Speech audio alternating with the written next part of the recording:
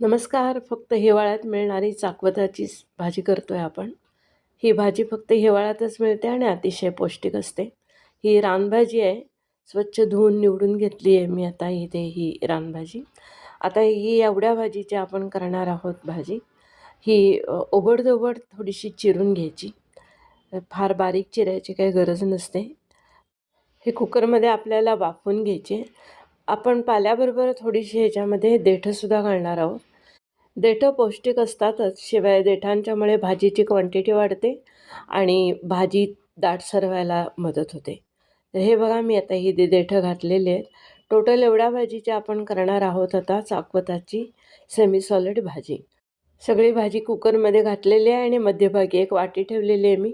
ह्याच्यामध्ये एक मूठभर शेंगदाणे घातलेत आणि एक मूठभर हरभऱ्याची डाळ घातली आहे. ह्याच्यामध्ये आता डाळ आणि दाणे शिजण्यासाठी थोडं पाणी आणि भाजी शिजण्यासाठी थोडं पाणी इथं घातलेलं आहे. 2 शिट्या कुकरच्या केलेल्या आहेत मी ह्याच्यामध्ये. आपली भाजी आता शिजलेली आहे. डावाने थोडीशी आपण ही आता एकसारखी करून घ्यायची. रवीने घोटायची. बरेच जण मिक्सरमधून काढतात, पण मिक्सरमधून नाही काढायची, ती चांगली लागत नाही चवीला. तर अशी रवीने घोटली की ती चांगली एकजीव होते. देठ आणि पालासुद्धा एकजीव होतो ह्याच्यामध्ये. आता हिवाळ्यामध्ये भरपूर आलं मिळतं चांगल्यापैकी. आलं स्टोअर करण्याची एक चांगली ट्रिक मी तुम्हाला सांगते. एका झिपलॉकमध्ये आपल्याला 2 चमचे मीठ घालायचं आहे. आल्याचे मोठे मोठे तुकडे करून त्याच्यामध्ये ही झिपलॉक ठेवून टाकायची. आलं महिनोन-महिने याच्यामध्ये खूप चांगलं राहतं. आता आपल्याला भाजीसाठी की तर मी थोडं आलं आणि 4 मिरच्या मिक्सरला काढून घेते. एका बाउलमध्ये मी 2 चमचे दही घेतलं आहे, 1 चमचा डाळीचं पीठ घेतलं आहे. हे चांगलं फेटून घ्यायचं आहे आपल्याला. आणि आता ह्याच्यामध्ये आपण मिक्सरमधून काढलेला हा क्रश घालायचा आहे मिरची आणि आल्याचा. थोडंसं पाणी घालून उरलेलंसुद्धा मिक्सरला लागलेलं हे मिरचीचं क्रश आपण ह्याच्यामध्ये ओततो आहे आता. थोडंसं व्यवस्थित सारखं करून घ्यायचं हे. आता आपल्याला हे जे आहे मिश्रण दही आणि बेसनचं ते आपल्याला भाजीमध्ये नंतर घालायचं आहे. कढईमध्ये हिंग मोहऱ्याची मी फोडणी केलेली आहे. त्याच्यामध्ये ही भाजी घातली आहे. शिजलेले डाळदाणे पण घातलेले आहेत. एक 3 चमचे मटर मी ह्याच्यामध्ये घालते. ओले मटर आहेत फ्रेश एकदम, ते सुद्धा ह्याच्यामध्ये घातलेले आहेत मी. पुन्हा एकदा सारखं करून आता हे दही जे आपण फेटलेलं होतं ना, ते दही पण ह्याच्यामध्ये घालतो आहे आपण ह्याच्यामध्ये.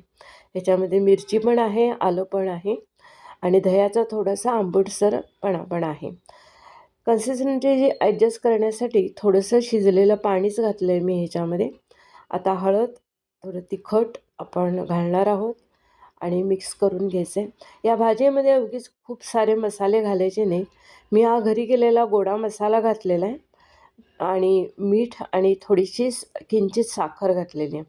दही आपण घातलेलं आहे म्हणून ह्याच्यामध्ये गोडसरपणा येण्यासाठी गूळ घालायचा नाही आहे. दही आणि गूळ यांचं व्यस्त प्रमाण असतं नेहमी. याप्रमाणे ही भाजी, ही सेमी सॉलिड भाजी आमच्या घरी आवडते, त्याच्यामुळे मी त्या पद्धतीने केलेली आहे.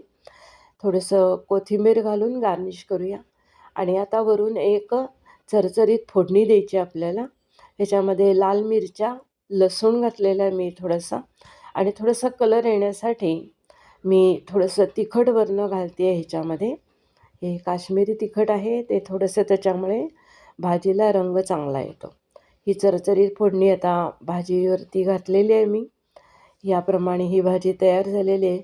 साधी सिंपल भाजी आहे, खूप पौष्टिक असते आणि फक्त हिवाळ्यातच खाऊ शकतो. तर थँक्यू फ्रेंड्स. माझे पूर्वीचे हे व्हिडिओसुद्धा नक्की पहा फ्रेंड्स. ही जिलेबी केलेली होती मी. हे कुरमुऱ्याचे लाडू, हे सुद्धा खूप छान झालेले होते. ही मोमोजची रेसिपी, पालक मोमोज आहेत हे. नक्की ट्राय करा फ्रेंड्स. थँक्यू.